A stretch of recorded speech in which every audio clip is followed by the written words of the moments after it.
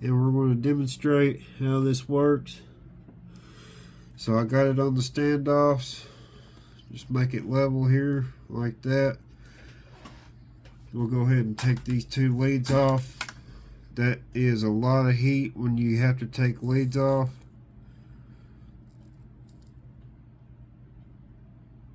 So the leads are off, and now we're going to put them back on.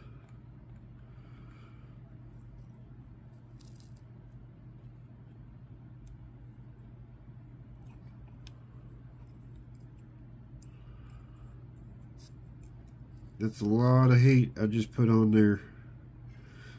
More heat than you're really supposed to. Take them off. It looks fine.